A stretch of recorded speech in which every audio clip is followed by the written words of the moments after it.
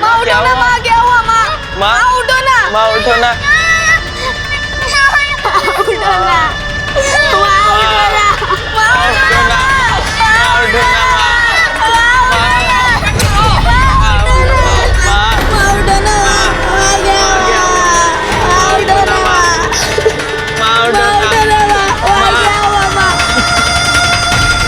चलो, अंततः आ ही गया भाभी माँ के अंतिम संस्कार का समय।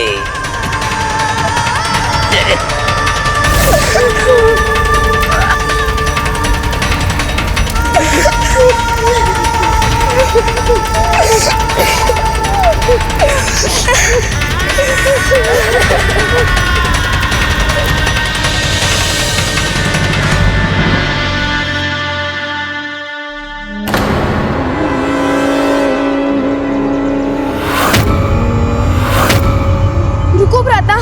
क्या हुआ? क्यों रोक दिया मुझे? चाचा जी,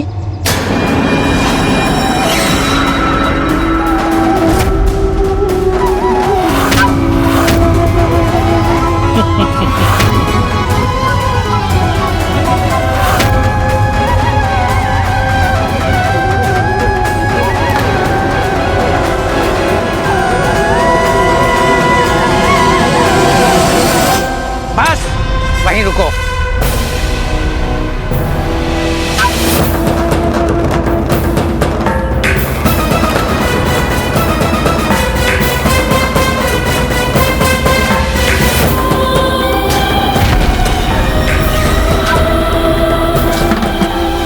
क्या हुआ? क्या कर रहे हैं चाचा जी?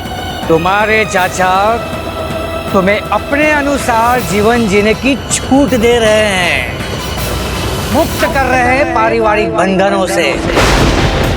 ये मुझे आज नहीं, बहुत पहले कर देना चाहिए था। जाओ, चले जाओ। किंतु चाचा जी, हम तो कहीं नहीं जाना चाहते, ये हमारा घर है। नाना बालक, ऐसे नहीं बोलना है कि हमारा घर है, ऐसे बोलो कि हमारा घर था। अब ये घर, ये तुम्हारे चाचा का है।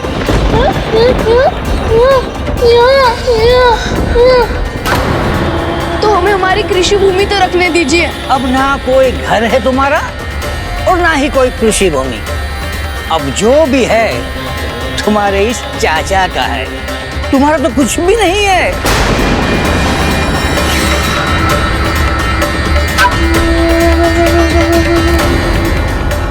और बालक, तुम्हें घर की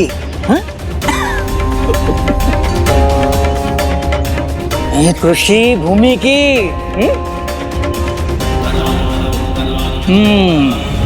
कोई आवश्यकता नहीं है।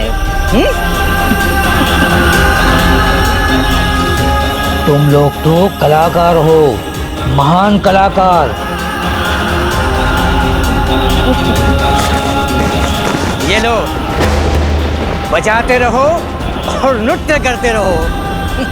और ये पकड़ो और मांगते रहो भिक्षा, भटकते रहो यहाँ वहाँ। तुम कहीं भी जाओ, मुझे उससे कोई लेना देना नहीं है।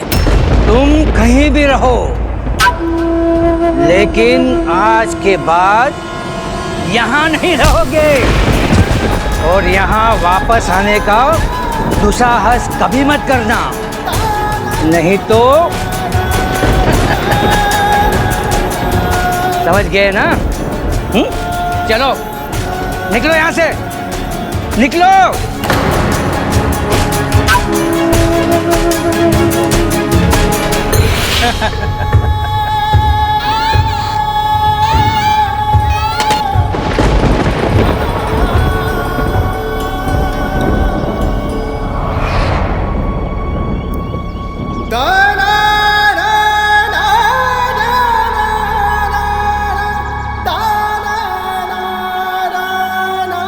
भ्राताओं, अब हम क्या करेंगे? कहाँ जाएंगे?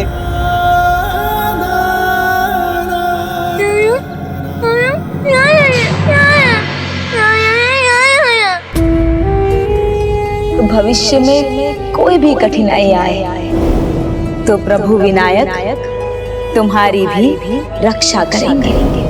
वो विश्वास ही तुम्हारी शक्ति बनेगा। बस अपनी शक्तियों को पहचान कर उसका उपयोग करना है, क्योंकि कभी कभी चुनौतियाँ नहीं होती उतनी भारी जितना हम मान लेते हैं उसे। विश्वास रहे तो विजय प्राप्त होती है सदा।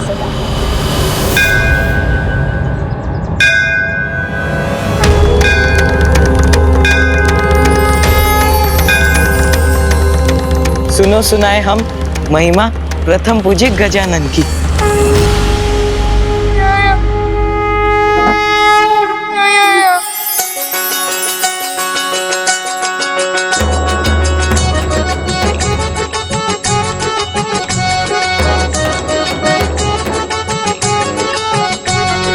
गणपति अनंत गौरी सुत अनंता, धन्य हो जीवन सुने पावन गाथा।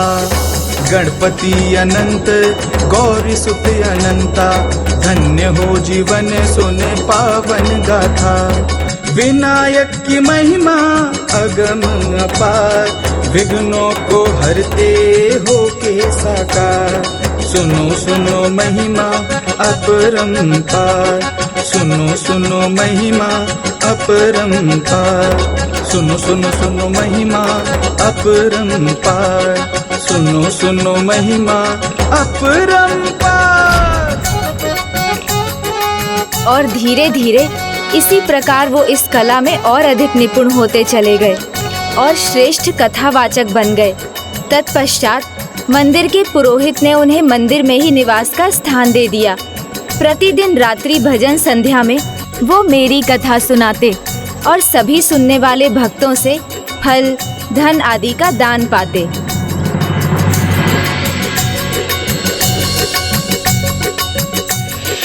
विनायक की महिमा अगम अपार, विघ्नों को हरते हो के साकार। सुनो सुनो महिमा अपरंपार, सुनो सुनो महिमा अपरंपार।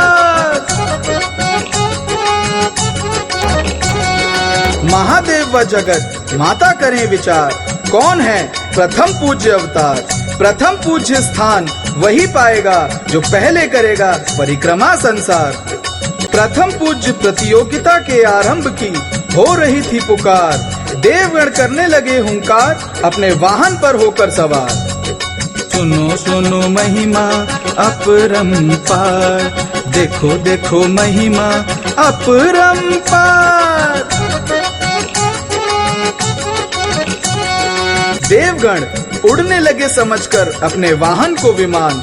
मूषक की थी गति धीमी, किंतु गजानन है बुद्धिमान। गजानन ने अपने माता पिता की परिक्रमा कर दिखा दिया। माता पिता के चरणों में है संसार, ये सबको बता दिया। प्रथम पूज्य बने सबको पिछाड़।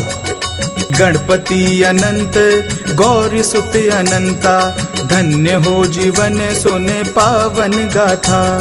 विनायक की महिमा अगम अपार, विघ्नों को हरते हो के साकार। सुनो सुनो महिमा अपरंपार, देखो देखो महिमा अपरंपार। प्रथम पूज्य गणेश जी की जय। प्रथम पूज्य गणेश जी की जय। प्रथम पूज्य गणेश जी की जय। प्रथम पूज्य श्री विनायका की जय।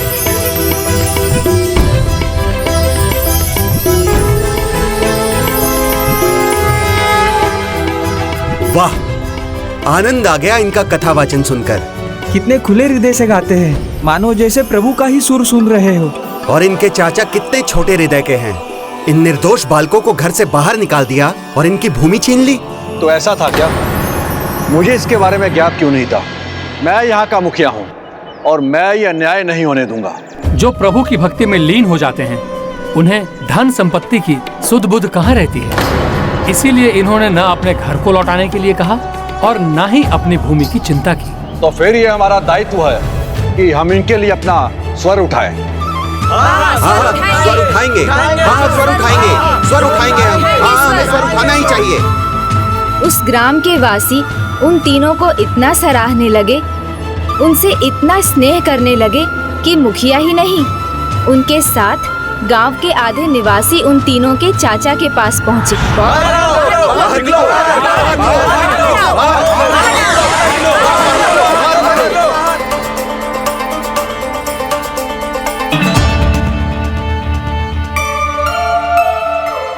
क्या हुआ? क्या बात हो गई? बात तो ये है कि तुम कैसे चाचा हो, अपने लाचार भतीजों के साथ ऐसा दुर्व्यवहार कर रहे हो। अपनी इस भूल को सुधारो और लौटाओ उनकी भूमि को। लौटाओ उनकी भूमि को, लौटाओ उनकी भूमि। अन्यथा दंड देंगे तुम्हें, ग्राम से बाहर निकाल देंगे।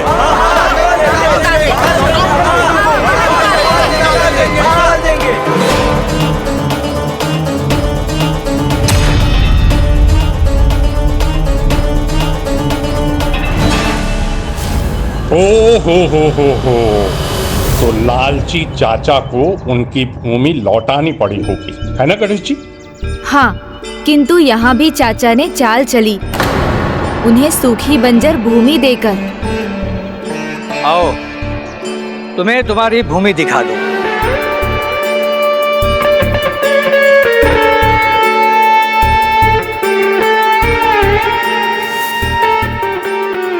ऐसी भूमि देखकर स्वयं लौट जाएंगे ये। ईश्वर के सच्चे भक्त के लिए कोई कुछ बुरा भी करे तो वो भी उनके लिए प्रभु का प्रसाद ही बन जाता है, और प्रसाद का अर्थ ही है प्रभु का साक्षात दर्शन। उनके चाचा को ये ज्ञात नहीं था कि जो कठिनाई वो बो रहे थे वो उन तीनों के लिए उनके प्रभु का प्रसाद बनकर फलने वाली थी। जहाँ श्रम भी भ्रम ही हो, जहाँ संभव ही ना हो सफलता, वो भूमि उन तीनों भ्राताओं के लिए आशीर्वाद कैसे बन सकती थी? भूमि तो बंजर थी, पथरीली भी थी, किंतु आशा और विश्वास से पूर्ण व्यक्ति संकट में भी अवसर देखता है और विश्वास बनाए रखता है। इन तीनों भ्राताओं को अपनी माँ का मेरे प्रति विश्वास स्मरण था। भक्ति असंभव को भी संभव बना देती है। और बालकों, मैं तुम्हारा अधिकार क्यों रखूंगा? चाचा हूँ तुम्हारा। अरे मैं तो स्वयं प्रतीक्षा कर रहा था कि तुम तैयार हो जाओ तो मैं तुम्हें तुम्हारा ये कानी भूमि खंड सौंप देता हूँ। अब तुम ही संभालो इसे, खूब फसल उगाओ।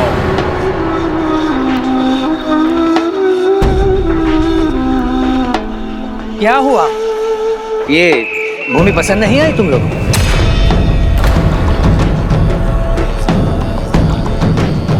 क्या हुआ भाइयों, इतने शांत क्यों हो? क्या दोष है भूमि में?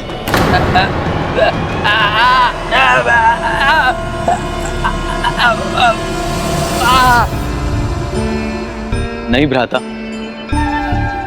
भूमि में कोई दोष नहीं होता।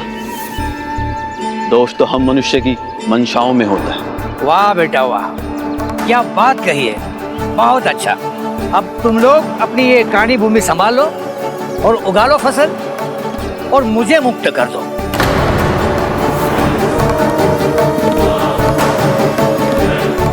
विश्वास नहीं हो रहा, चाचा जी ने इतनी सरलता से भूमि कैसे दे दी? अवश्य कुछ है जो तुम दोनों मुझसे छुपा रहे हो। एक कमी है, ये भूमि सूखी है, पथरीली है, इसीलिए बंजर।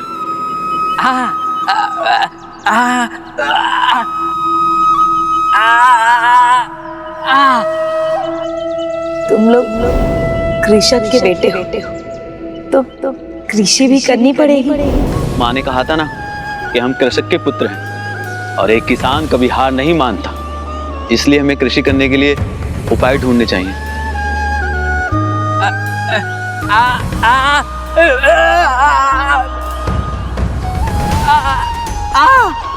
किंतु यहाँ कृषि कैसे होगी? कि कभी कभी चुनौतियाँ नहीं होती उतनी भारी जितना हम मान लेते हैं उसे। विश्वास रहे तो विजय प्राप्त होती है सदा। माँ ने कहा था ना कि विश्वास से ही सफलता मिलती है।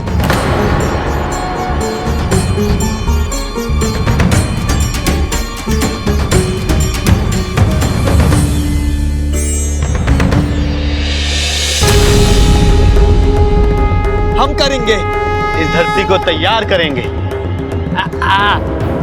हम खेती करेंगे, हम करेंगे खेती।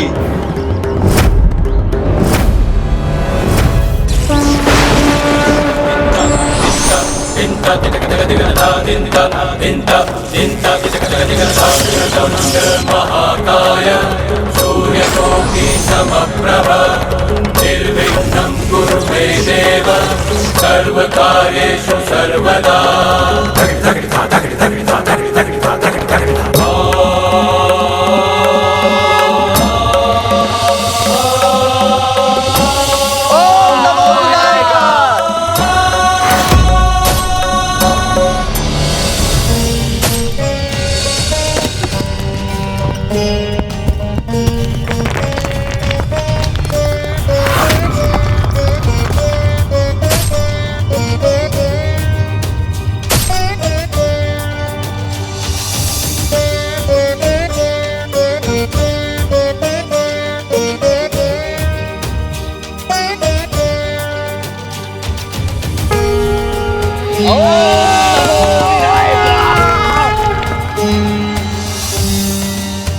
ओम नमो विनायक।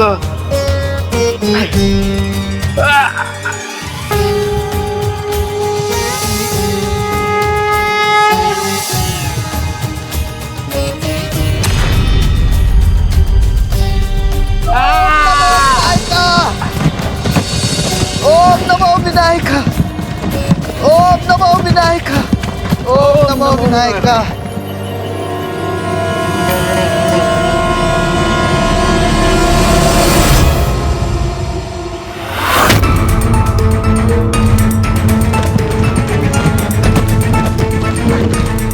अब इन मूर्खों को कौन समझाए कि सफाई मात्रा से जल थोड़ी आएगा, हा? और जल नहीं आया तो खेती कैसे होगी? इस कानी भूमि में फसल नहीं उगा पाएंगे, हाँ। और फिर थक कर लौट जाएंगे भजन कीर्तन करने अपने प्रभु विनायक आके। और उसके बाद ये भूमि मुझे मिल जाएगी, हाँ मुझे मिल जाएगी। लेकिन जो भी है, इनकी मूर्खता के बहाने ये बंजर जमीन साफ तो हो गई, हाँ?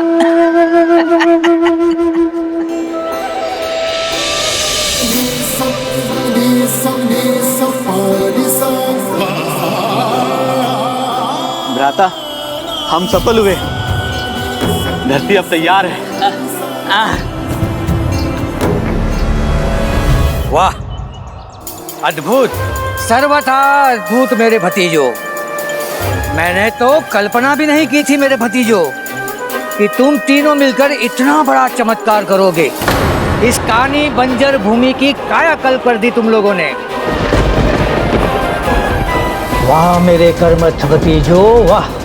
तुम्हारी जितनी भी प्रशंसा की जाए कम है, लेकिन काश तुम लोग इस कहानी बंजर भूमि की तरह अपना भाग्य चमका सकते हैं। अब देखो ना, ऐसी बंजर भूमि से जल तो निकलने से रहा। अब भतीजों मुझे ये बताओ कि जिस भूमि में जल ना हो उसमें फसल कहां से होगी?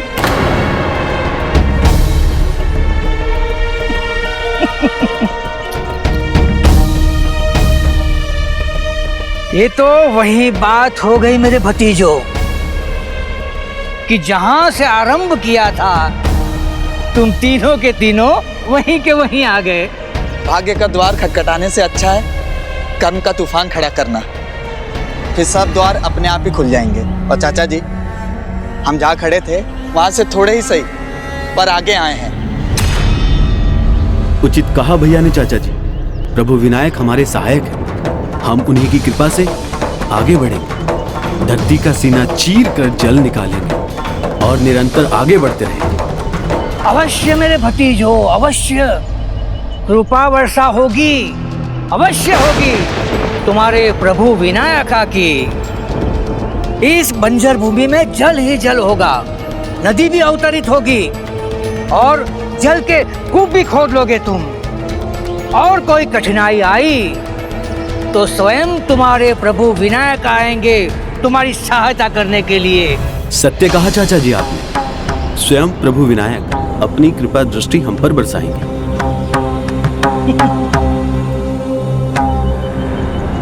मूर्ख प्राणी।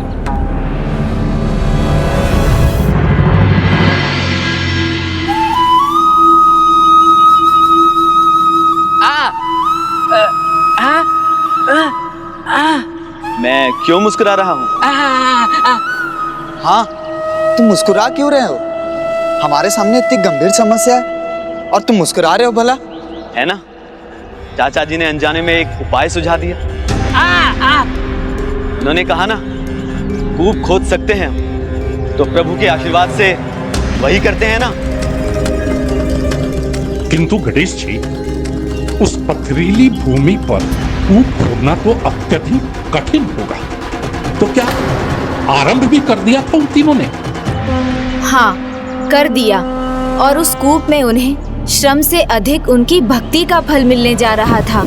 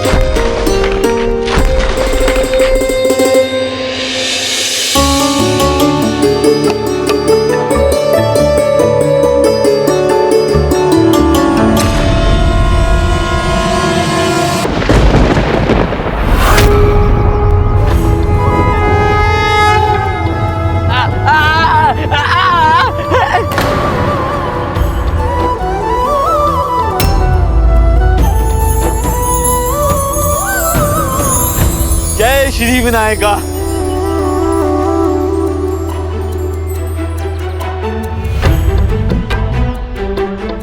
चकित मत हो भ्राता, थोड़ा जल दिखाई दिया है। अगर तुम भी देख पाते तो बहुत अच्छा होता।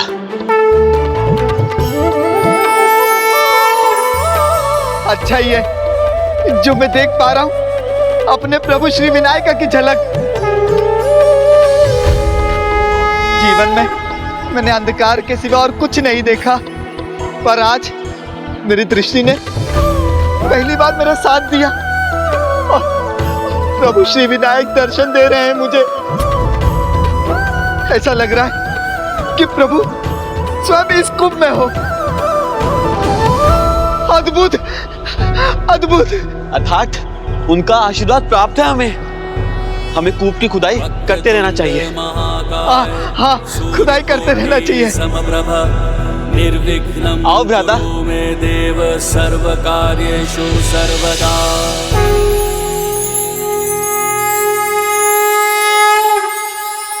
जय श्री विनायका।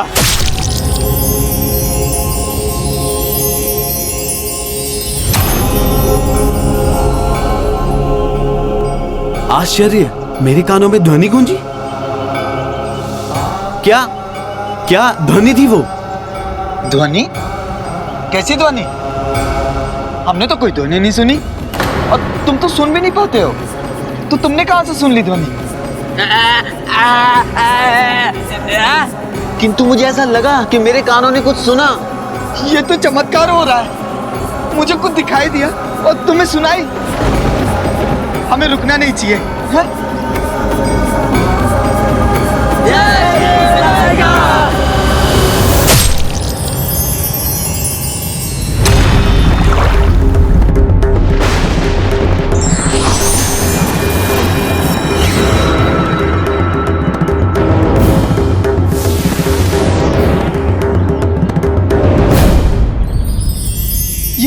ये कैसा दिव्य प्रकाश है जल में?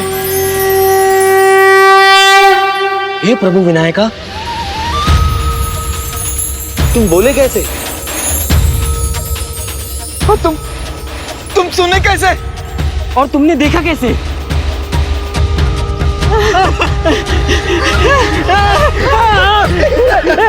जय प्रभु विनायका, जय प्रभु विनायका, जय प्रभु विनायका, जय प्रभु विनायका, जय प्रभु विनायका, जय प्रभु विनायका। ये चमत्कार है, प्रभु विनायक का चमत्कार। जय प्रभु विनायका, जय प्रभु विनायका, जय प्रभु विनायका।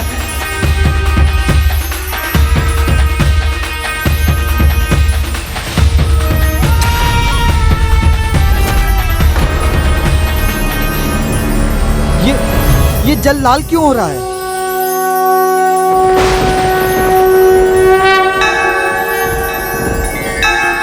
विघ्नेश वीर्याणि विचित्रकाणि बन्दी जनैर्मागध कहे श्रुत्वा समुतिष्ठ गजानन त्वं ब्राह्मोर्जगन्मङ्गलकं कुरुष्व एवं मया प्रार्थित विघ्नराजश्चित्तेन चोत्थाय बहिर्गणेश तं निर्गतं वीक्ष्य नमन्ति देवाः संवादयो योगी मुखास्तथाहम्।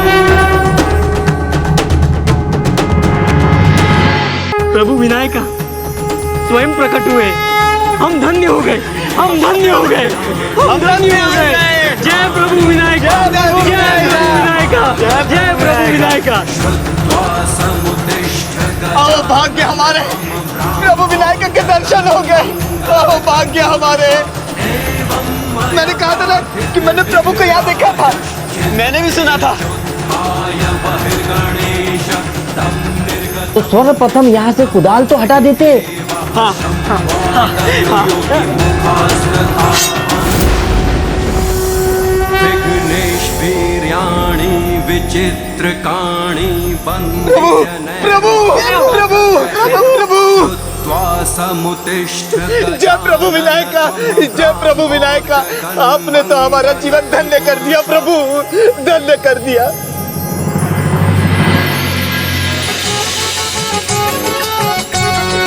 गणपति अनंत गौरी सुत अनंता, धन्य हो जीवन सुने पावन गाथा।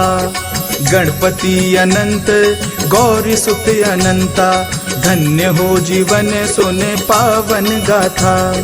विनायक की महिमा अगम अपार, विघ्नों को हरते हो के साकार।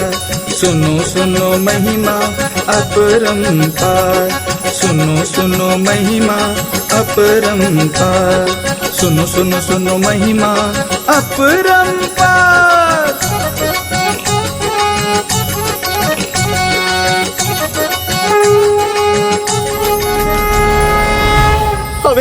हमें ग्रामवासियों को बताना चाहिए। प्रभु को भूमि से बाहर निकालने के लिए उनकी हमें सहायता चाहिए होगी। बोलो प्रभु विनायका की, बोलो प्रभु विनायका की, बोलो प्रभु विनायका की।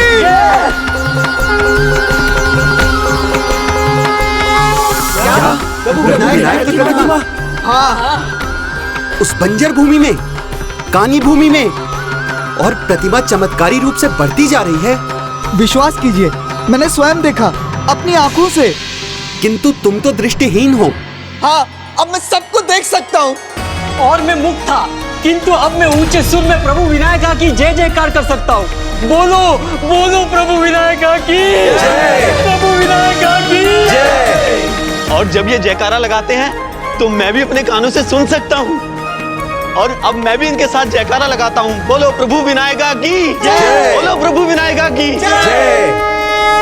प्रभु विनायक की कृपा ने हमें देखने, सुनने और बोलने की शक्ति प्रदान की। हमारा विश्वास कीजिए, ये तो साक्षात चमत्कार है। प्रभु विनायका आए हैं, प्रभु विनायका आए हैं, प्रभु विनायका आए हैं, प्रभु विनायका आए हैं। हाँ, प्रभु विनायका हमारे बीच आए हैं। गाना गाते गाते अब झूठ भी बोलने लगे तीनों। हमारे साथ सब जय जयकारा लगाओ। बोलो प्रभु विनायका की जय, प्रभु विनायका की जय, प्रभु विनायका की जय।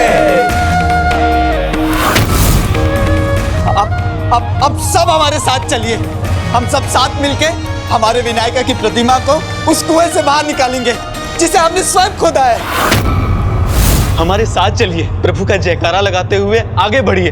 बोलो प्रभु विनायका की जय, प्रभु विनायका की जय, प्रभु विनायका की जय, प्रभु विनायका की जय, प्रभु विनायका की जय, प्रभु विनायका की जय, प्रभु विनायका की जय, प्रभु विनायका की जय। में देव सर्व कार्येषु सर्वदा। अद्भुत, सत्य कहा, विनायका स्वयं पधारे हैं। प्रभु की लीला तो प्रभु ही जान सकते हैं। श्री विनायका की जय, श्री विनायका की जय, श्री विनायका की जय।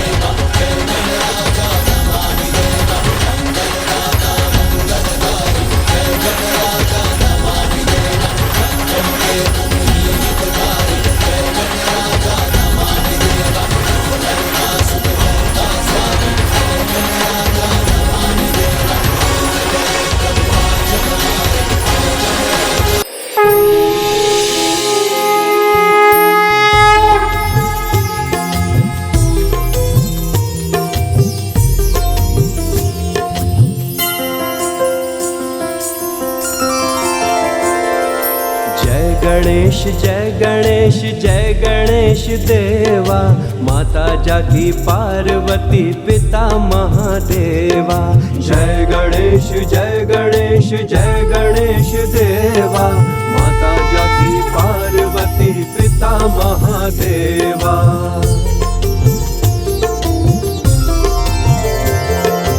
एक दंत दयावंत चार भुजाधारी, माथे सिंदूर सोहे मूस की सवारी।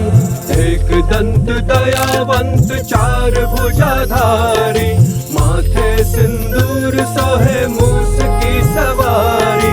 पान चढ़े फूल चढ़े और चढ़े मेवा, लड्डुअन का भोग लगे संत करे सेवा।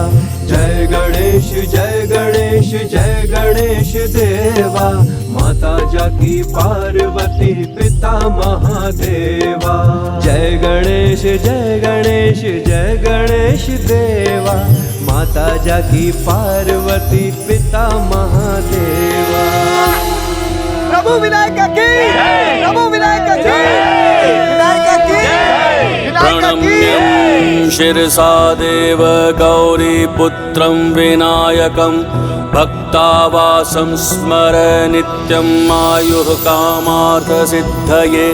प्रथमं वक्रतुण्डं च एकदन्तं द्वितीयकं, तृतीयं कृष्णं पिङ्गाक्षं, गजवक्त्रं चतुर्थकं, लंबोदरं पंचमं च, षष्ठं विकटमेव च, सप्तमं विघ्नराजेन्द्रं धूम्रवर्ण तथाष्टकं, नवमं भालचन्द्रं च, दशमं तु विनायकं, एकादशं गणपतिं, द्वादशं तु गजाननं, द्वादशैतानि नामानि त्रिसन्ध्ययः पठेन्नरः न च। ये कैसे संभव है? सर्वासिद्धिकरं प्रभो। रूपा वर्षा होगी, अवश्य होगी तुम्हारे प्रभु विनायका की। देखा चाचा जी, प्रभु की लीला जहाँ होती है ना, वहाँ कुछ भी सूखा नहीं रहता। आपका कहा सत्य हो गया, प्रभु स्वयं प्रकट हुए। अब देखिए जले जले चाचा जी।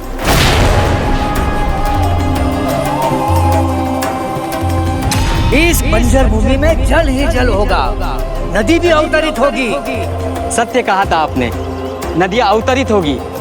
तो देखिए हो गई, जल ही जल है यहाँ।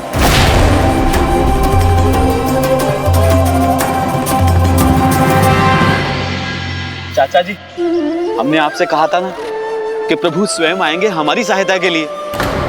देखिए ना, वो आ गए हैं। दुष्ट, इतने महान विनायक भक्तों को तुम जानबूझकर कष्ट दे रहे थे। हाँ, बहुत अत्याचार किया है इनके साथ, बहुत सताया है इन्हें। तुमने इन्हें बंजर भूमि दी थी ना, आज इन तीनों की भक्ति और आस्था से ये बंजर भूमि पावन भूमि बन गई है।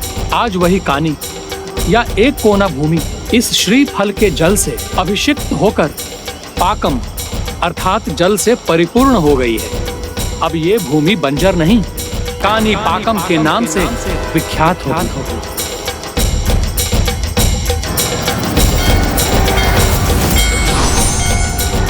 तब से भूमि का वो छोटा सा कोना उस पूरे क्षेत्र में कानी पकम के नाम से विख्यात हो गया। बहुत बड़ा पाप हुआ है मुझसे, क्षमा करना गणपति बापा। तुम लोग भी मुझे क्षमा कर दो, बहुत अन्याय किया है तुम लोगों पर, क्षमा कर दो मुझे, क्षमा कर दो मुझे, क्षमा कर दो।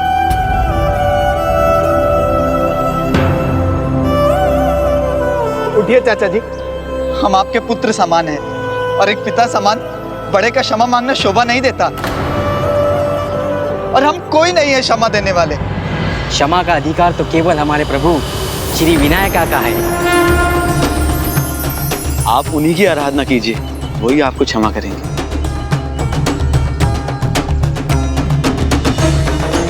क्षमा कर दीजिए। प्रभु विनायक की जय, प्रभु विनायक की जय, प्रभु श्री विनायका की, प्रभु श्री विनायका की जय। कुछ समय बाद वहाँ एक भव्य मंदिर का निर्माण भी हो गया। मेरे उन तीनों भक्तों को मेरे वरदान के कारण दिव्यांगता से मुक्ति मिली। इसीलिए मेरी इस स्वयंभू प्रतिमा को भक्त स्वयंभू वर सिद्धि विनायका के नाम से पुकारने लगे। जो भी भक्त अटूट श्रद्धा और विश्वास के साथ मेरे इस वर सिद्धि मंदिर में दर्शन के लिए आता है, उसे मनोवांछित वरदान की प्राप्ति होती है। पश्चाताप में क्षमा मांगने वाले को क्षमा दान भी मिलता है, जैसे उस दुष्ट चाचा को मिला। इतना ही नहीं, मेरे उन 3 भक्तों की भक्ति का प्रतीक है कि आज भी मेरी स्वयंभू प्रतिमा का आकार बढ़ता ही जा रहा है। मेरे इस मंदिर में भक्तों की अपार श्रद्धा है। अच्छा, तो बताइए पुष्पदंत जी, आपने कानी पकम की कथा से क्या सीखा? व्यक्ति ही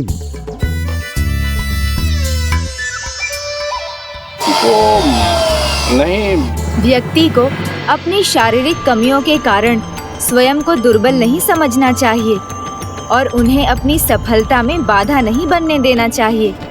सब कुछ भूलकर सफलता प्राप्त करने के लिए लगन से अपना कर्म करना चाहिए। भक्ति और कर्म में जो संतुलन बनाकर रखते हैं, ईश्वर भी उन्हीं की सहायता करते हैं, जैसे मेरे इन तीनों भक्तों ने किया, और फलस्वरूप उन्हें मेरा वर मिला। सत्य तो ये है, भगवान स्वयंभू बनकर ही नहीं आते, अपितु भक्तों को बिना मांगे भगवान सब कुछ देते भी हैं। हाँ प्रभु, मैं समझ गया। तो अब आप भागेंगे तो नहीं? बोलिए बोलिए पुष्पदंत जी।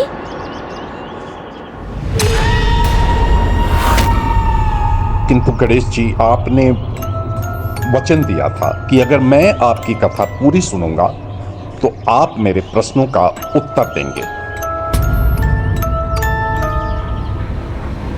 उचित है, पूछिए। इन्हें मैं प्रश्न के चक्र में उलझाकर निकल जाऊंगा। कदाचित ये इनकी भाग निकलने की कोई योजना तो नहीं?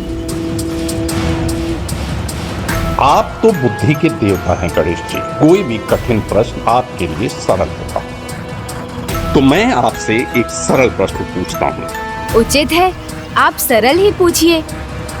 बहुत सरल है प्रभु, बस आपको आंखें बंद करके ये बताना है कि मेरी कितनी उंगलियां खुली हैं। बस इतना ही? हाँ, बस इतना है। किंतु गणेश जी, आपको ये वचन देना होगा कि आप अपनी दिव्य शक्तियों का प्रयोग नहीं करेंगे। आपके लिए मेरे प्रश्न का उत्तर देना सरल ही होगा। उचित है। जया मौसी, आप भी अपनी आंखें मूंद लीजिए।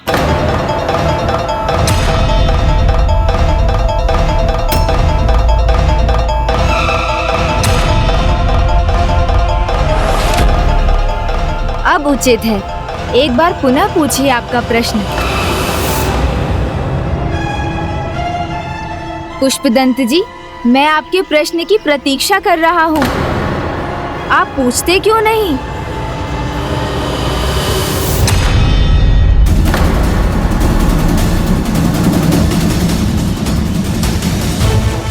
गजानन, सब व्यर्थ हो गया। हम पुनः उसी परिस्थिति में आ गए। ज्ञात नहीं इस बार कहाँ जाकर छिपे होंगे पुष्पदंत जी।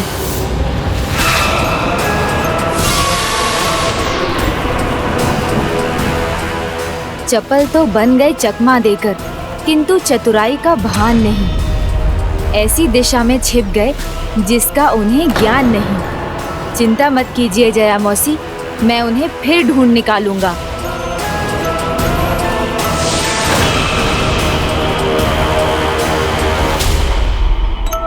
ओम नमः शिवाय। ओम नमः शिवाय। इनके भीतर प्रवेश करता हूं मैं।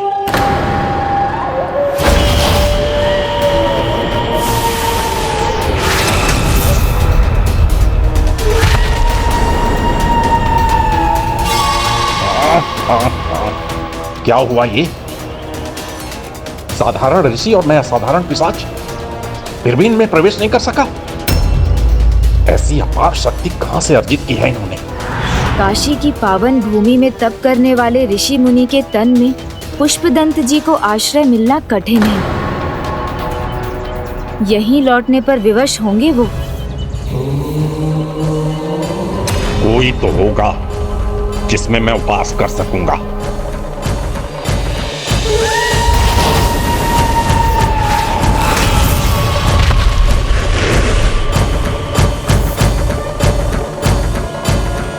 शीघ्र कुछ नहीं किया तो गणेश जी ढूंढ लेंगे मुझे। गजानन, पार्वती नंदन, वो आना भी चाहे तो वो नहीं आ सकेंगे। उनका पिशाची स्वभाव उन्हें ऐसा करने नहीं देगा। आप उचित कहती हैं मौसी, उन्हें मुझे ही खींच कर लाना होगा। कुछ करो पुष्पदंत, इनमें से किसी ऐसे के भीतर घुसो जिसकी दिव्य शक्ति के आगे गणेश जी भी कुछ ना कर सके, वो भी ना निकाल सके मुझे। कोई तो ऐसा होगा।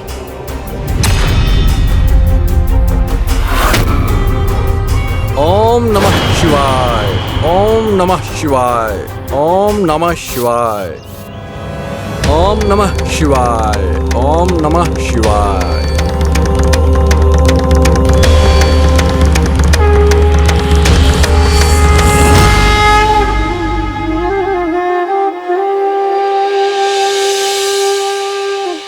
पुष्पमाला में सभी पुष्पों का मुग्दल एक होना चाहिए।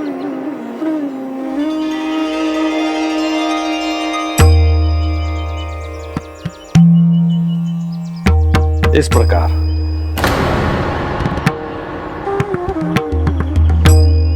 चंदन के लेप में जल की मात्रा कम रखेंगे तो लेप अधिक तरल भी नहीं होगा और मस्तक पर टिकेगा। पूजा में कैसे बेलपत्र चढ़ेंगे उन पर ध्यान देना भी आवश्यक है। इनमें से किसी पर भी कोई धब्बा नहीं होना चाहिए। भृंगी जी, आपने हवन कुंड को उचित प्रकार से स्थापित नहीं किया है। और हाँ, ध्यान से देख लीजिए, सर्व सामग्री आ गई है ना? मुझ में और इनमें तो बड़ी समानता है। सभी के कार्य सुधार रहे हैं, क्यों ना मैं भी इनके भीतर प्रवेश कर अपना कार्य सुधार लूं। ऐसे छिपूं कि गणेश जी की दृष्टि से भी बच जाऊं। ओम नमः शिवाय।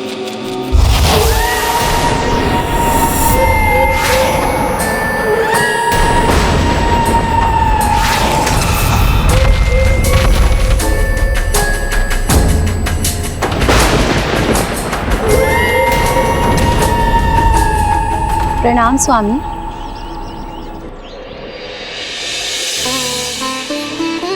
मैंने आपके लिए मिष्ठान बनाए हैं स्वामी, जिससे भजन संध्या के लिए आपके सुरों में और मिठास आ सके। मैं लेकर आती हूँ। रुको प्रिय, धन्यवाद, किंतु प्रभु भजन का गान किए बिना मैं अपने मुख में भोजन का ग्रास रखने का पाप कैसे कर सकता हूँ? आपकी भक्ति तो अतुलनीय है पुण्या स्वामी जी, अद्भुत। ये तो मैं नहीं जानता हूँ, किंतु हाँ इतना अवश्य कह सकता हूँ कि महादेव के स्तुति गान के बिना मेरे लिए कोई भी कार्य महत्वपूर्ण नहीं। उनके प्रसाद के सिवा कुछ भी नहीं। इसलिए कोई भी संकट हो, भूत हो, पिशाच हो, मेरी भक्ति के प्रभाव के कारण छिटक कर दूर हो जाते हैं, मेरा स्पर्श तक नहीं कर पाते हैं। मिष्ठान विशेष है, आपने विशेष रूप से बनाया है, तो विशेष रूप से प्रभु को भजन संध्या में प्रसाद के रूप में चढ़ाइए। फिर हम सभी प्रसाद को प्रेम से मिलकर ग्रहण करेंगे। उचित है स्वामी। आप सभी को स्मरण रहे, भजन संध्या समय पर आरंभ हो। प्रभु के कार्यों में विलंब मुझे नहीं भाता है, यह भी मेरा नियम है। और नियम कोई भी हो, शास्त्रों द्वारा निर्धारित या स्वयं मेरा बनाया हुआ, किसी भी नियम को तोड़ने की भूल पूर्ण्या स्वामी कभी नहीं करता, कदापि नहीं करता। किसी भी नियम को तोड़ने की भूल पूर्ण्या स्वामी कभी नहीं करता। आप सभी लोग संध्या भजन की तैयारी कीजिए। जो आज्ञा स्वामी जी। जाइए, भोग लेकर आइए। जी स्वामी। ओम नमः शिवाय।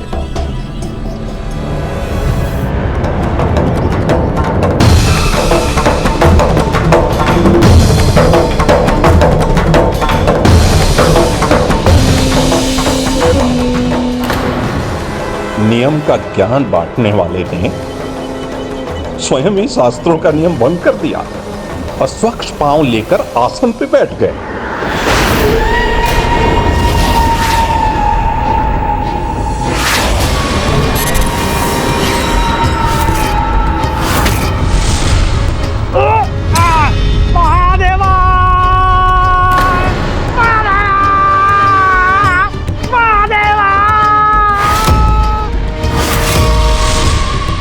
ये अचानक स्वामी जी को क्या हो गया? हाँ, अचानक इतना विचित्र व्यवहार क्यों कर रहे स्वामी जी? ये इनके मुख पर कैसी मुस्कान है? ये आज हो क्या रहा है यहाँ?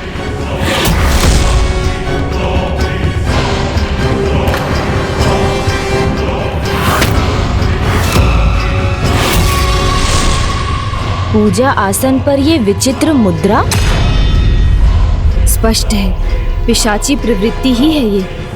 स्वामी जी क्या कर रहे हैं? भजन संध्या का समय बीता जा रहा है, विलंब हो रहा है। भजन कीर्तन करना है, भोग लगाना है और प्रसादी बांटना है। स्वामी आप ये क्या कर रहे हैं? हाँ, क्यों नहीं, आज पहले ही प्रसाद बांट देते हैं, फिर करेंगे कीर्तन। यही ठीक है ना? हाँ। अरे खड़ी क्यों हो, मुझे दो। ला स्वामी।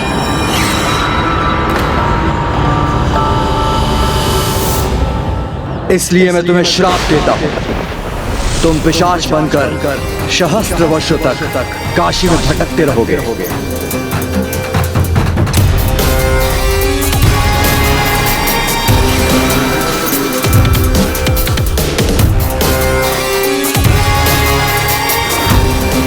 स्वामी ये क्या कर रहे हैं आप? पुष्पदंत जी, आपको ढूंढना कोई कठिन कार्य नहीं है। आप किसी के भीतर छिप कर भी नहीं छिप पाते।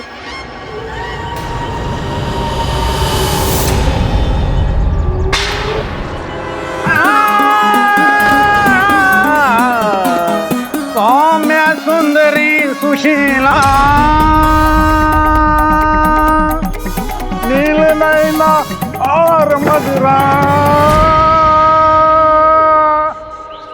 समय और परिस्थिति दोनों इस बात का संकेत दे रहे हैं कि अब मुझे हस्तक्षेप करना चाहिए।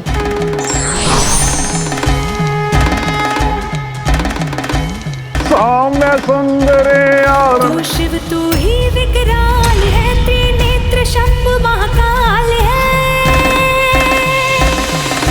शशि की शोभा तेरे भाल, सात्विक साक्षात तू कपाल है।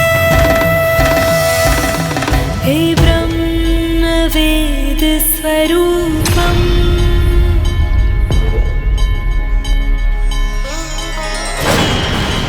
तुझे शत शत अद्भुत। शत शत रुको।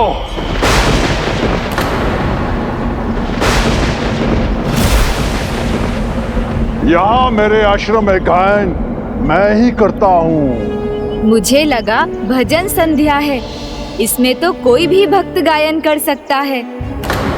वैसे भी आज तो आपके सुर और ताल दोनों बिगड़े हुए हैं। मेरे जैसे महान संगीतकार के बिगड़े हुए ताल में भी सुर होता है। मुझे सुर और ताल का पाठ सिखाने वाले कौन हैं आप? क्या जानते हैं आप संगीत के बारे में? कोई नहीं, मैं तो महादेव का एक तुच्छ भक्त हूँ और इस भजन संध्या में गायन की इच्छा रखता हूँ। सुना नहीं आपने? यहाँ गायन केवल मैं ही करता हूँ और मैं ही करता रहूँगा। किंतु ऐसा क्यों? संगीत तो मुक्त धारा है, उसे कोई कैसे बांध सकता है? और विशेष रूप से वो जो गायन में निपुण ही ना हो, वो मुझ जैसे संगीत में पारंगत व्यक्ति को भला क्यों रोकेगा? अच्छा, तो तुम संगीत शास्त्री मानते हो अपने आप को? तो आओ आओ, संगीत स्पर्धा क्यों ना हो जाए हम दोनों में। आओ आओ आओ आओ।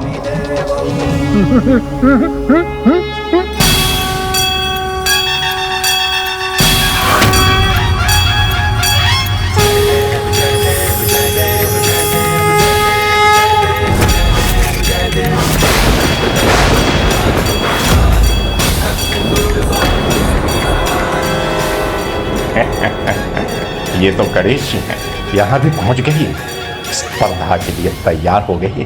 अवश्य मुझसे कुछ भूल करा के मुझे इन पूर्णिया स्वामी के तन से बाहर निकालने की योजना बनाई है इन्होंने। किंतु आज गणेश जी की योजना धरी की धरी रह जाएगी। जो ये कहेंगे उसका उल्टा करूंगा मैं।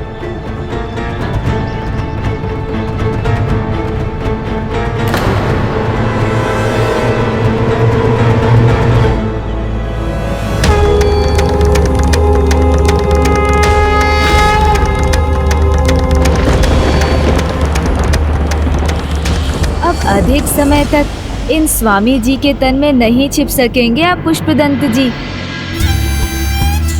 स्वामी जी, पहला अवसर आपका है, आरंभ कीजिए। नहीं, पहले आप ही आरंभ कीजिए, क्योंकि एक बार जो मैंने आराम कर दिया तो कदाचित आप कहा नहीं पाएंगे। ये जो भी जाल बिछाएंगे उसका उल्टा करने पर मैं उससे बचता रहूंगा।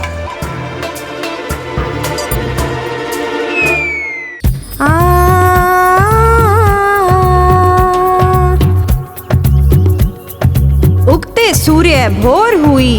हाँ हाँ, अस्त सूर्य सांझ हुई। तितलियों ने भरी बागों में उड़ान। सो गए पंछी सारे अपने मचान।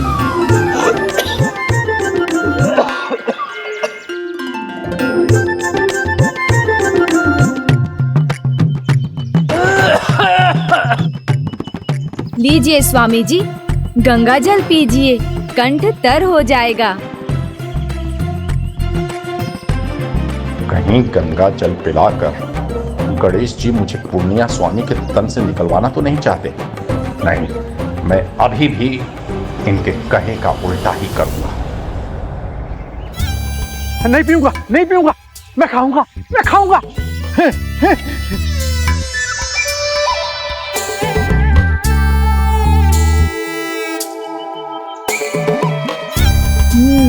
तो जो भी मैं कहूँगा उसका उल्टा करेंगे आप।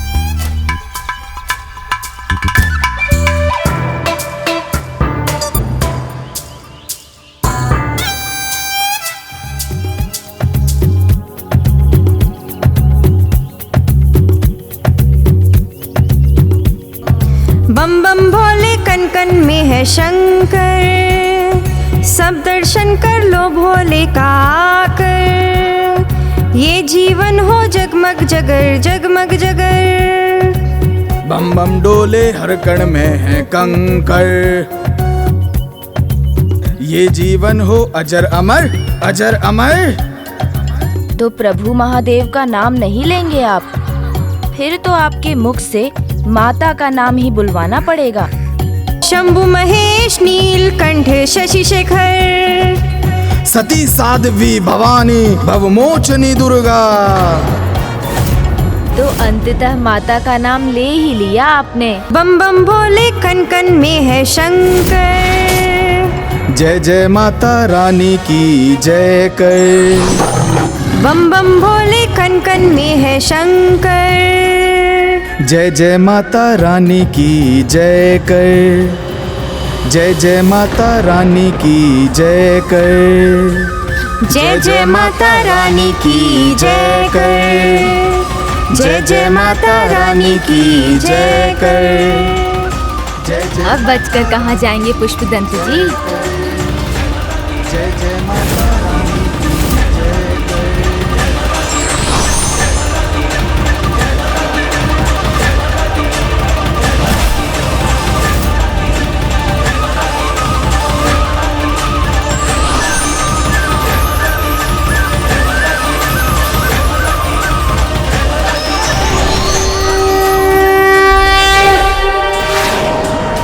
उलझ गए ना मेरी चाल में।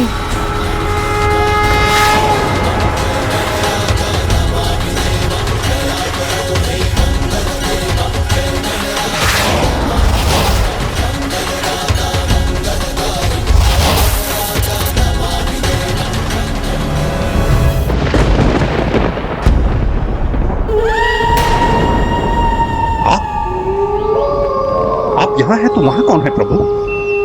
मैं वहाँ भी तो मैं ही हूँ। लीजिए स्वामी जी, गंगा जल पीजिए।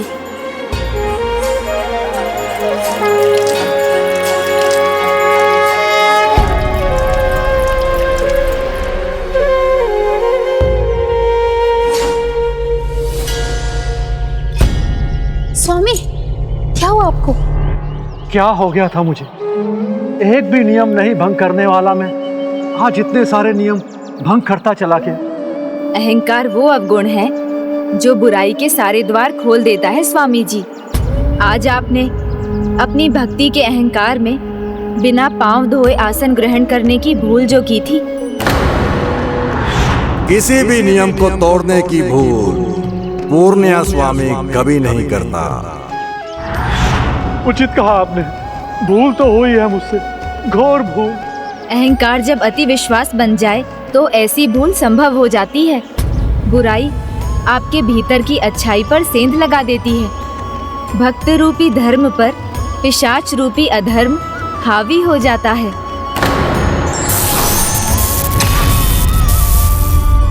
मुझे क्षमा कर दीजिए पंडित जी, आज के बाद मैं ऐसी भूल कदापि नहीं करूंगा पंडित जी। अब स्वेच्छा से चलेंगे आप या फांस में बांध कर ले जाना होगा? पाश की क्या आवश्यकता है गणेश जी, कष्ट होता है, मैं स्वयं चलता हूँ वहीं जहाँ आप मुझे ले जाना चाहते हैं। गणेश जी, आप मुझे बार बार यहाँ क्यों लाना चाहते हैं? बार बार यहाँ से भाग क्यों जाते हैं आप? उचित है, उचित है, तो अब पूछूं? तो गणेश जी बताइए, बार बार मुझे यहाँ लौटाने से क्या प्राप्त होगा आपको? वचन दिया है इन्होंने, केवल वचन के लिए ही नहीं, आपको भक्ति का महत्व समझाकर इस पिशाच योनि से मुक्त कराना चाहते हैं, ताकि हम कैलाश में फिर से एक साथ रह सकें और प्रभु महादेव की कृपा का सौभाग्य प्राप्त कर सकें। मैं नहीं बदला। भक्ति का फल यदि मुझे देना होता तो क्षमा कर देते, दंड नहीं देते, ये अपने पास कैलाश में रखते, आसरा देते मुझे। बस भगवान को ही सब देना चाहिए था, आपको सब चाहिए उनसे, किंतु आपने क्या दिया उन्हें? अपने लाभ की चिंता सभी को सदा रहती है, किंतु एक पल के लिए भी कोई ये क्यों नहीं सोचता कि मुझसे किसी दूसरे का क्या लाभ हो रहा है? एक साधारण भक्त भगवान को भला क्या दे सकता है? अपना विश्वास, अपनी भक्ति, और इतना ही नहीं, भक्त चाहे तो अपने भगवान को आसरा भी। आसरा? तो सभी को आसरा देते हैं, उन भगवान को भला कोई आसरा कैसे दे सकता है? दे सकता है। एक साधारण भक्त भगवान की अद्भुत सेवा कर सकता है। जिन माता की जय जयकार करने पर पूर्णिया स्वामी को आपसे मुक्ति मिली, उन्हीं देवी माता जगत जननी आदि शक्ति के माता वैष्णो देवी स्वरूप को त्रिकुट पर्वत पर उनका आसरा उन्हें एक भक्त ने ही दिया था।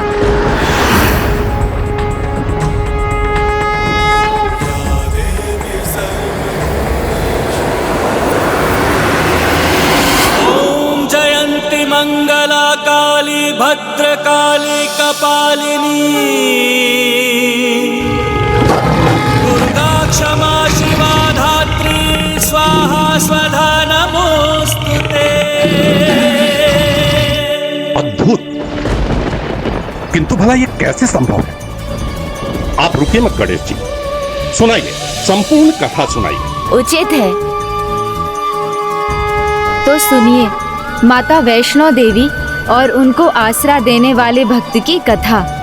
ये कथा प्रारंभ होती है कलयुग के आरंभ से, जो अपने प्रथम चरण में ही अत्यंत प्रबल हो उठा था, जो प्रभु श्री राम के परम भक्त चिरंजीवी श्री हनुमान की चिंता का कारण था। हनुमान जी प्रभु श्री राम अवतार के प्रस्थान के बाद भी गंधमादन पर्वत पर स्थित थे, जहां वो नियमित रूप से युगों तक अपने आराध्य प्रभु श्री राम की पूजा आराधना कर रहे थे। वहीं उन्होंने महान ऋषियों की सभा में भी भाग लिया था।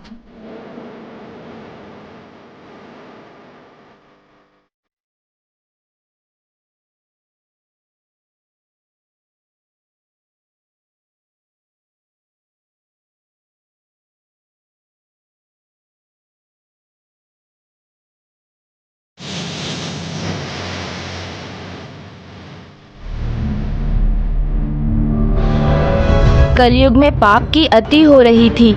पुत्र लालच में अंधा होकर पिता की हत्या कर रहे थे। बच्चे तक संस्कार को भूलकर लाचार को सता रहे थे। लोग पूजा पाठ त्याग कर नृत्य संगीत एवं द्यूत क्रीड़ा में मग्न हो रहे थे। दिन दहाड़े चोरी जैसे कुकर्म चरम पर पहुंचने लगे थे। कलयुग में इस बढ़ते हुए पाप के निवारण में एक भक्त ने अत्यंत महत्वपूर्ण भूमिका निभाई। वो भक्त थे परम भक्त श्रीधर।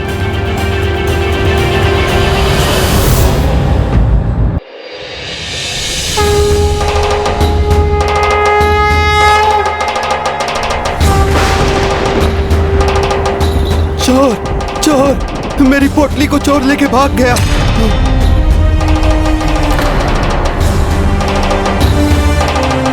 हे प्रभु श्री राम, ये कैसा समय आया है? क्या हुआ प्रभु? आपके विचलित होने का क्या कारण है? कलयुग के प्रथम चरण में ही धर्म पर अधर्म की काली छाया चारों दिशाओं में छाती जा रही है। यदि ये धर्म का अंधकार ऐसे ही बढ़ता रहा तो वो दिन दूर नहीं जब काम, क्रोध, लोभ और अहंकार लोगों का भोजन और भजन होगा। संबंधों की कोई भी मर्यादा नहीं होगी। ना ही कोई किसी का सहारा बनेगा और ना ही कोई आसरा देने वाला होगा। ना ही किसी के प्रति आदर होगा और ना ही किसी का आशीष रहेगा। शिष्टाचार, संस्कार और भक्ति को परिहास का विषय माना जाने लगेगा।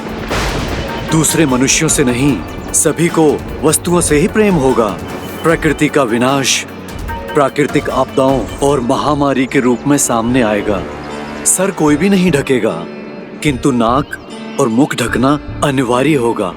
अविवेक तो तब भी नहीं मिटेगा। मनुष्य जाति तब भी सर्वनाश की ओर बढ़ती रहेगी। धर्म अपने इस पतन को देखने के लिए विवश होगा, किंतु कुछ नहीं कर सकेगा। मेरे प्रभु श्री राम ने अपने सेवक को धर्म की रक्षा करने का कार्य सौंपा है, किंतु इस दायित्व को संभालना असंभव ज्ञात हो रहा है मुझे। इस कलयुग में अधर्म की धारा को अकेले रोकना कैसे संभव होगा? अब जब तक मेरे आराध्य, मेरे प्रभु श्री राम कल की अवतार लेकर पुनः नहीं लौटते। धर्म की रक्षा के लिए मेरा साथ कौन देगा? प्रभु, अब आप ही बताइए, कौन खड़ा होगा मेरे साथ?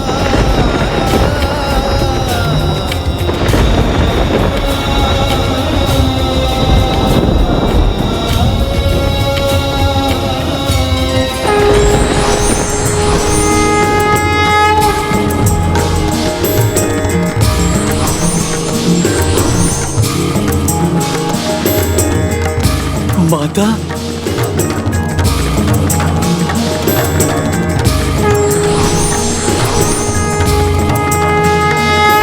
माता, माता, आपके पदचाप का स्वर सुनकर मन शांत हो रहा है। माता, अपने इस भक्त को आप दर्शन दीजिए।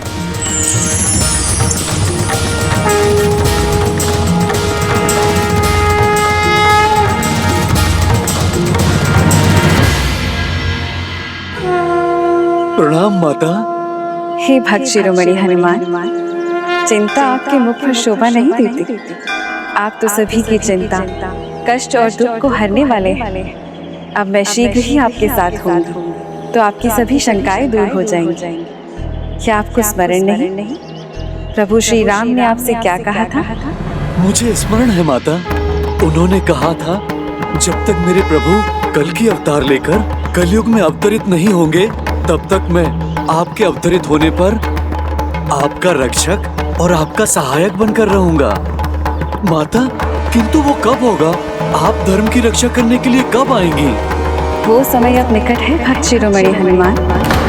अब मैं जम्बू द्वीप स्थल में शीघ्र ही अवतरित हुई और नियति के अनुसार कलयुग में मेरा आविर्भाव एक धार्मिक निष्ठावान भक्त के द्वारा होगा। और वो भक्त है श्रीधर, और वो भक्त है श्रीधर।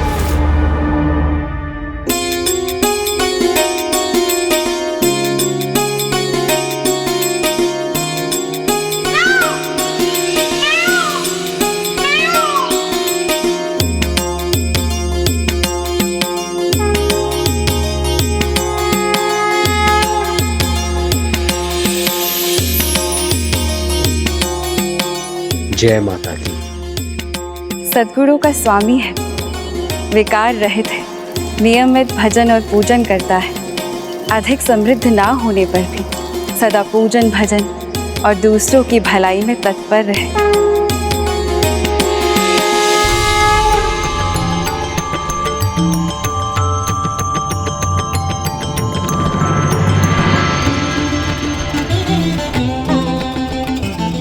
भिक्षाम दे, कुछ खाने के लिए दे दो।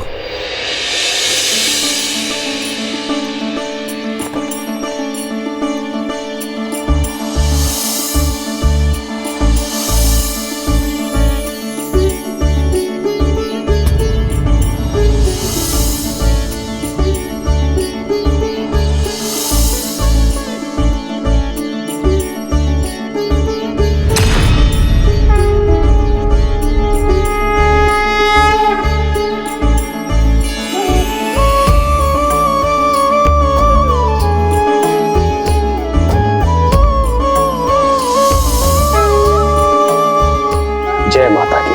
जय माता की।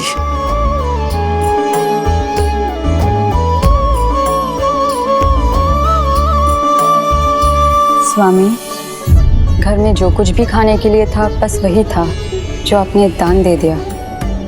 चिंता मत करो प्रिया, माता रानी की कृपा अवश्य होगी। हमें पर्याप्त भोजन अवश्य प्राप्त होगा। आओ प्रिया।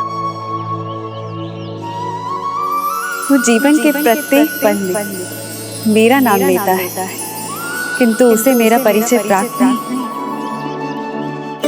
जय माता की। स्वामी, जिन माता रानी पर आपको विश्वास है, कौन है वो? कैसी है वो?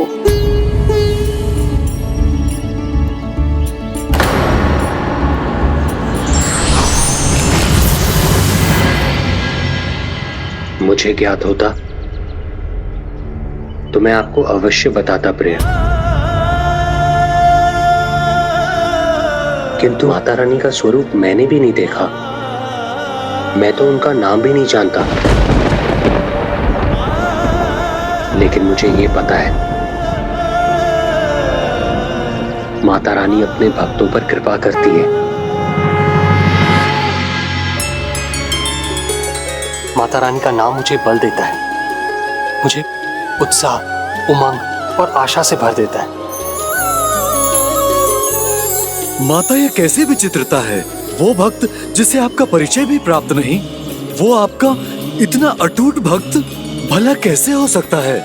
भक्ति में भक्त अपने आराध्य को जाने बिना ही उसके आभास मात्र ही उसे पहचानता है। जैसे तुम जन्म से अपने प्रभु श्री राम के नाम की धुन में रमे हुए थे। अब तुम्हें भी कहाँ पता था कि वो कैसे हैं और कहाँ हैं, उनका स्वरूप क्या है। बस राम नाम ही तो लगन थी तुम्हारी। किंतु जिस दिन तुम्हें उनका परिचय प्राप्त हुआ, तुम्हारी भक्ति को एक नई दिशा मिली। माता, मुझे तो ऐसा लगा था जैसे इस हनुमान का जन्म ही उसी दिन हुआ हो। वैसे ही अब भक्त श्रीधर का जन्म होने वाला है। आज हम उसे बस श्रीधर के रूप में जानते हैं, किंतु जब तक उसे मेरा परिचय कराने वाला नहीं मिलेगा, वो मेरा भक्त कैसे बनेगा?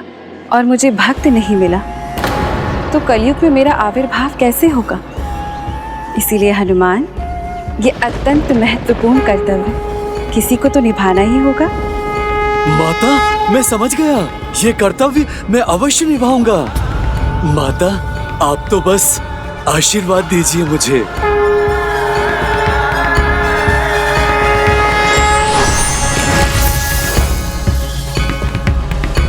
क्या हुआ प्रभु? आप इतने विभोर क्यों हैं? क्या आपको आपकी दुविधा का समाधान मिल गया प्रभु? तो हमें भी बताने की कृपा करें कि कलयुग में मनुष्य के लिए स्वार्थ से मुक्ति का साधन क्या है प्रभु? भक्ति, एक ऐसे महान भक्त की भक्ति जिसे मैं शीघ्र जाकर जागृत करूंगा।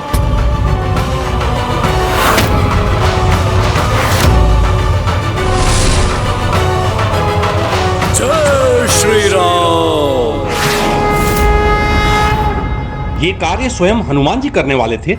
हाँ, उस दिन संसार के सबसे महान भक्त एक अन्य भक्त को प्रेरणा देने जाने वाले थे। सुलोचना, देवी सुलोचना, प्रिया देखो, आज मुझे क्या प्राप्त हुआ है। क्या हुआ? मैंने कहा था ना, माता रानी की कृपा से हमें पर्याप्त भोजन अवश्य मिलेगा।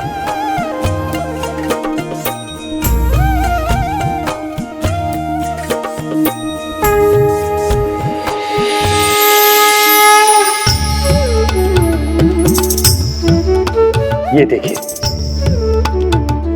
और सत्य तो ये है, अगर ये भोजन न भी मिलता तो भी हम भूखे नहीं रहते, क्योंकि हमारे जैसे भक्तों का पेट तो भक्ति से ही भर जाता है।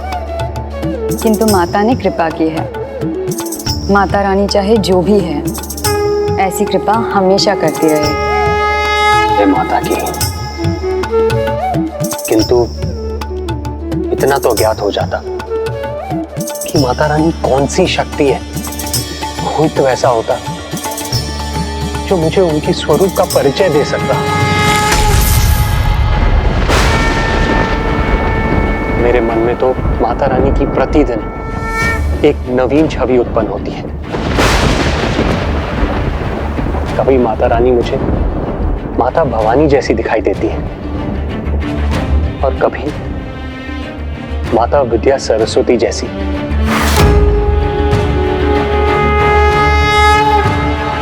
और कभी कभी माता रानी का नाम लेते ही माता लक्ष्मी की आकृति आंखों के सामने आ जाती है। माता रानी का भक्त, कभी ना कभी तो माता रानी का बुलावा स्वयं आ ही जाएगा मुझे।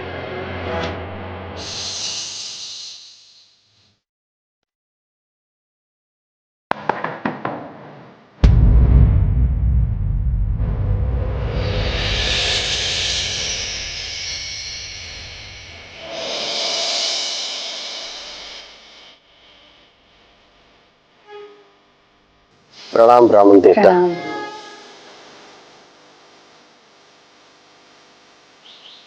मुझे नहीं पहचान सकेंगे आप। यहाँ पर आज ही आया हूँ। आपके घर से माता रानी का नाम सुना, इसीलिए खींचा चला आया आपके द्वार। ब्राह्मण देवता, आपका स्वागत है। भोजन के समय आप मेरे द्वार पर पधारे हैं। आपका स्वागत करना मेरा कर्तव्य है। मुझे मेरा कर्तव्य निभाने दीजिए प्रभु। भीतर आइए, पधारिए। विराजिए। मेरी पत्नी सुलोचना आपको भोजन परोसेगी। रुकिए, इतनी शीघ्रता क्यों? थोड़ी श्वास तो लेने दीजिए। वैसे भी मेरे समान भक्त का पेट तो भक्ति से ही भर जाता है। क्योंकि हमारे जैसे भक्तों का पेट तो भक्ति से ही भर जाता है।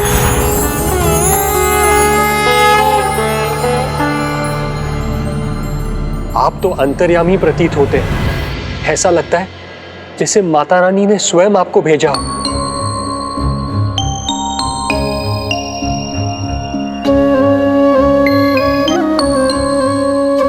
यदि माता रानी ने भेजा है मुझे, तो उसका कारण क्या हो सकता है भला?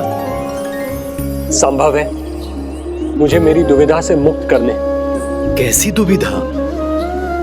ब्राह्मण देवता, मेरा मन तो माता के प्रति ही समर्पित है। सुख दुख में मैं सदा उन्हीं का नाम लेता हूं। परंतु माता रानी कौन है, ये मैं नहीं जान सका। उनका उचित परिचय प्राप्त नहीं है मुझे। वो महादेव की अर्धांगिनी है, शिवा है, या प्रभु ब्रह्मदेव की पत्नी माता ब्रह्मणी सरस्वती है, अथवा प्रभु नारायण की अर्धांगिनी माता लक्ष्मी नारायणी है। आपने जिन तीनों माताओं के नाम लिए, वो कौन हैं? उनका परिचय दे सकते हैं आप मुझे? उनका मूल स्वरूप क्या है? क्या है उनका गूढ़ तत्व?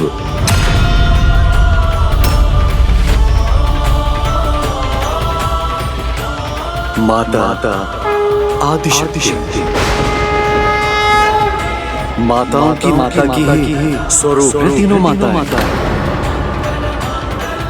ये तो आपको और समझ आएगा जब आप मेरे मुख से माँ वैष्णवी देवी की कथा सुनेंगे। माता वैष्णवी देवी अद्भुत, जिनका नाम सुनने मात्र से भक्तिमय होकर मेरा रोम रोम पुलकित हो उठा। हे ब्राह्मण देवता, बताइए ना, वो कौन है? माता दुर्गा भवानी है, या माता लक्ष्मी है, अथवा माता सरस्वती की स्वरूप है माता वैष्णवी? आपके मन में जितने प्रश्न घुमड़ रहे हैं, उन सभी का उत्तर आपको मिलेगा भक्त श्रीधर।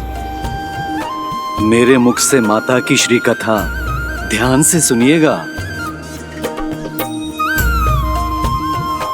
ये त्रेता युग की कथा है, जब एक अत्यंत समृद्ध राजा रत्नाकर राज करते थे।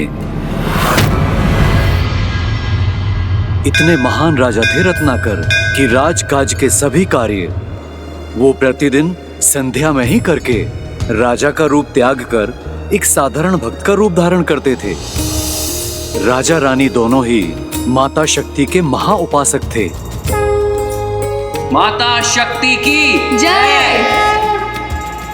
माता के उन दोनों भक्तों के मन में बस एक ही इच्छा थी, एक पुत्री की इच्छा, जिसमें माता महाकाली, माता महालक्ष्मी और माता महासरस्वती तीनों के गुण हों। माता की भक्ति में ऐसे लीन हो जाते थे वो दोनों कि जब तक थककर चूर ना होते, भक्तिमय होके नृत्य करते रहते।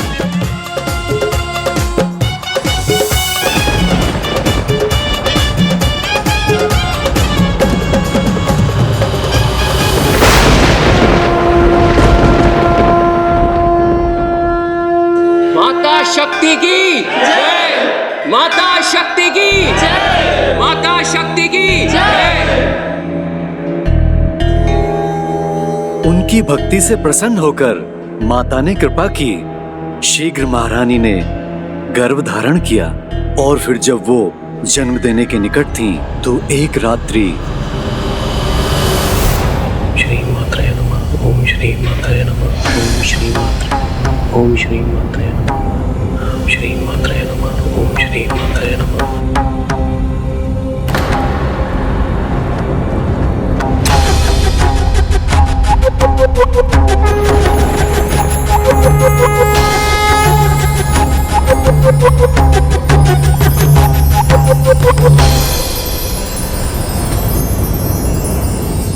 प्रणाम माँ, आपका स्वागत है।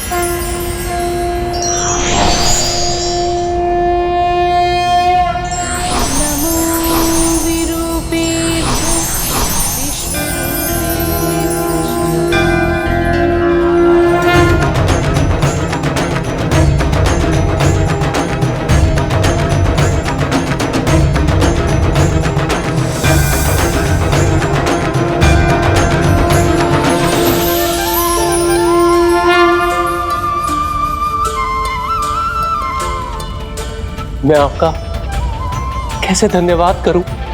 मैं आपकी कृपा का पात्र बना, मेरा जन्म सफल हो गया।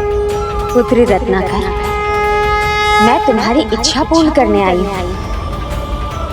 तुम्हें वो पुत्री देने आई हूँ जिनमें तीनों त्रिदेवियों के गुण समाहित होंगे।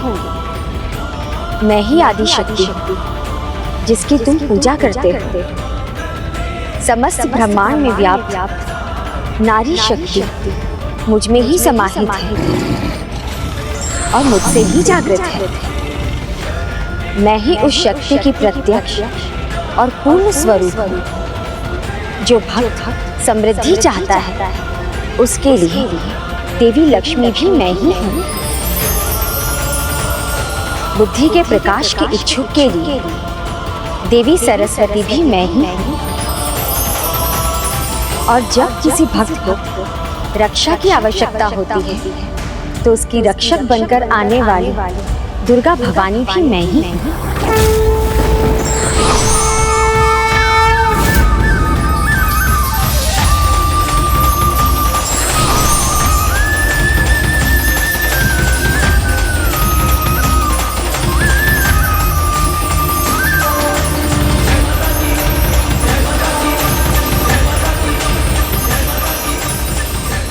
आपके दर्शन से मेरा जीवन धन्य हो गया। पुत्री रत्नाकर, मेरे तीनों रूप एक साथ एक नवीन रूप लेंगे।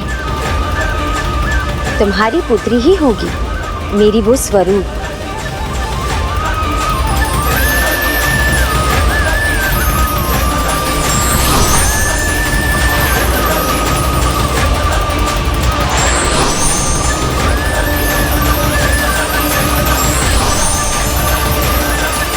तुम्हारी पुत्री के रूप में मेरे स्वरूप का जन्म शीघ्र होगा और वो श्री हरि नारायण की परम भक्त होगी।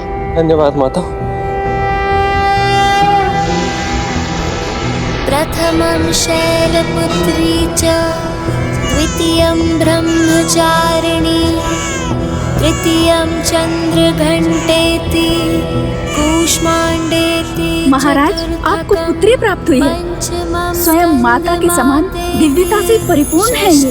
कात्यायनीति च सप्तमं कालरात्रि। स्वामी, हमारी पुत्री का नाम क्या होगा? नवमं सिद्धिदात्री च। वो महान विष्णु भक्त होगी, इसलिए उसका नाम रखना वैष्णवी। स्वामी, आप कुछ कहते क्यों नहीं? क्या रखे अपनी पुत्री का नाम?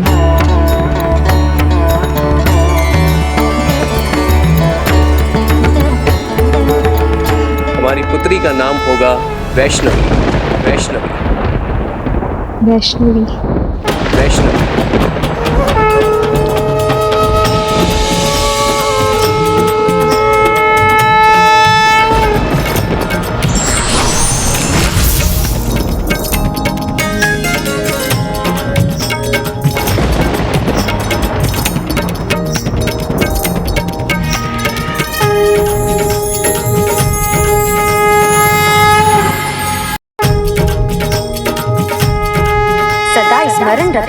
रत्नाकर, जो पुत्री वैष्णवी की इच्छा होगी उसे वो सब करने की अनुमति देना।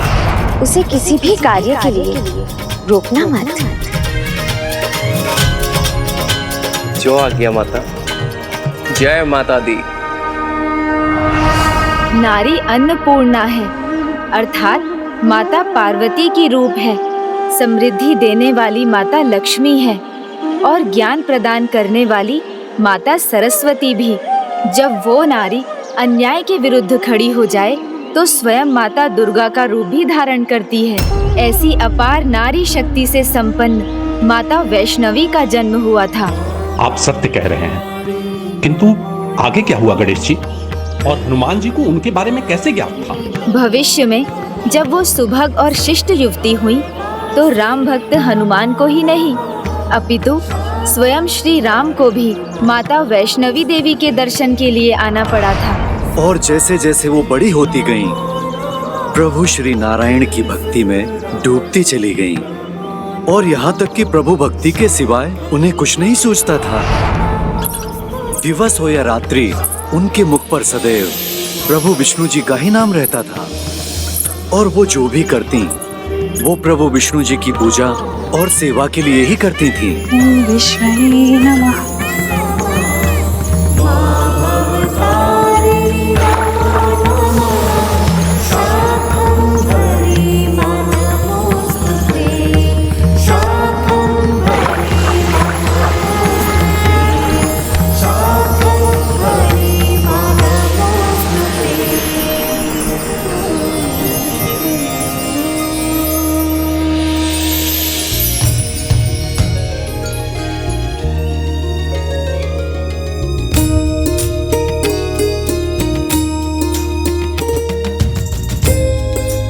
ओम विष्णवे नमः। ओम विष्णवे नमः। ओम विष्णवे नमः।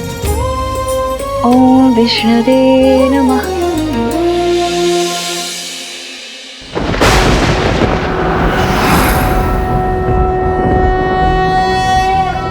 शान्ताकारं भुजगशयनं पद्मनाभं सुरेशं ओम विष्णवे नमः। गगनसदृशं ओम विष्णवे नमः। लक्ष्मीकान्तं कमलनयनं ओम विष्णवे नमः। वन्दे विष्णुं भवभयहरं सर्वलोकैकनाथम्।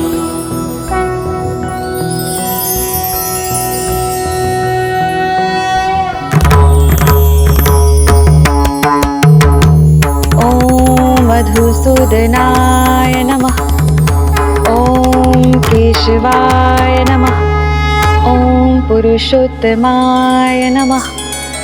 ओम श्रीमत् नमः।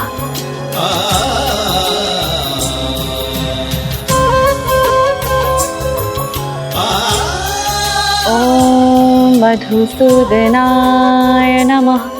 ओम केशवाय नमः।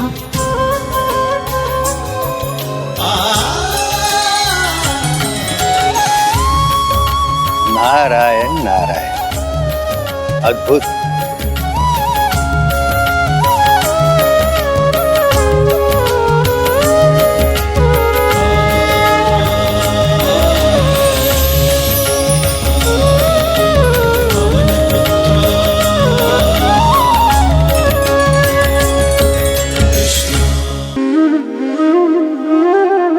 स्वामी, भोर से हमारी पुत्री वैष्णवी ऐसे ही भक्ति भाव के साथ प्रभु के सामने बैठी है।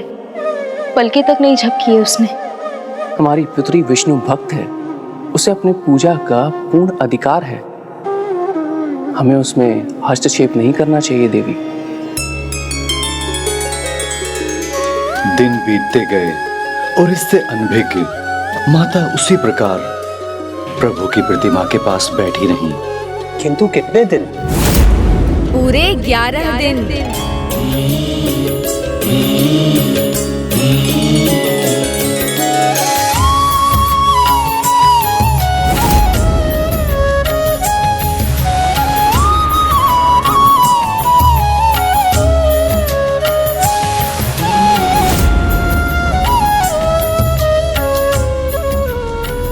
स्वामी, 11 दिन बीत चुके हैं। अन्न जल सब त्यागे बैठी है हमारी पुत्री। कहीं उसे कुछ हो गया तो? उसकी भक्ति पे मुझे भी पूर्ण विश्वास है, किंतु ये तो अब अति हो रहा है। हमें कुछ करना होगा स्वामी। महारानी, भक्ति तो भक्त और प्रभु का सीधा संबंध होता है, उसमें हम कौन होते हैं रोक टोक लगाने वाले? वो पुत्री है मेरी, मैं उसे इस अवस्था में नहीं देख सकती स्वामी, नहीं देख सकती। महारानी,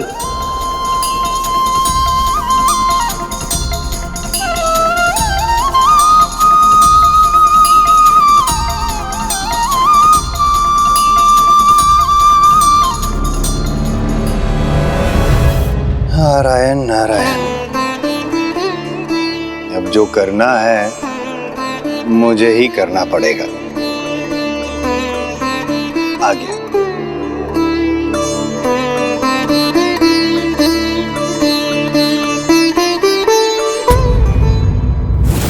स्वामी, आप उसे नहीं रोकेंगे, किंतु बिना जल और अन्न के ऐसे कितने दिन जीवित रह पाएगी हमारी पुत्री?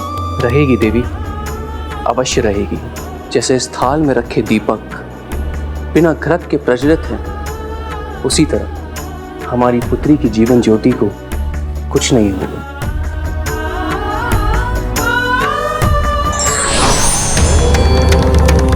नारायण नारायण, मुझ देवर्षि का प्रणाम स्वीकार कीजिए देवी वैष्णवी।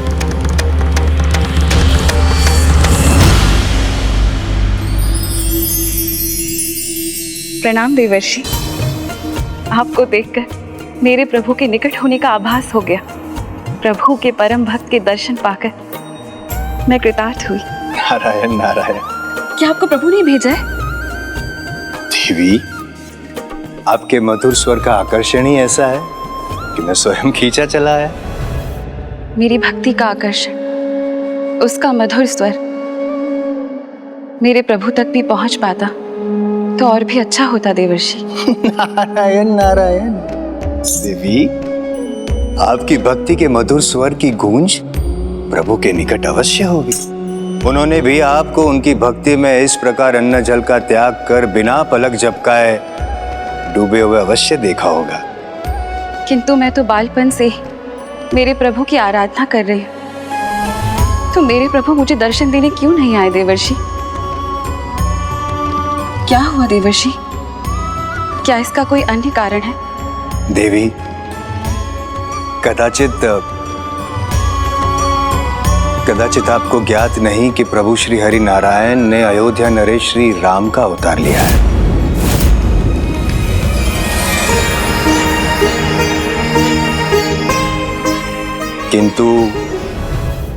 किंतु वो 14 वर्ष के वनवास में है। मेरे प्रभु वनवास में है? मैं भी बन जाऊंगी, उनसे भेंट करूंगी, उनकी सहायता करूंगी, उनके सुख दुख को अपना बनाकर उन्हें दूर करूंगी, उनके सुख दुख की संगनी बन उनकी पत्नी बनूंगी। हाँ, मैं उनसे विवाह करूंगी।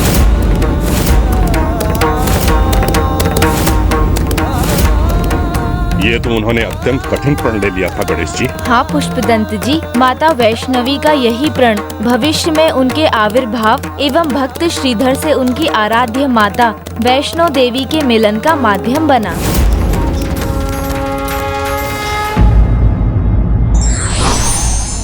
व्यक्ति के भक्ति में यदि सच्चाई और समर्पण है तो भगवान भी उनके भाव को किसी न किसी रूप में अवश्य सुनते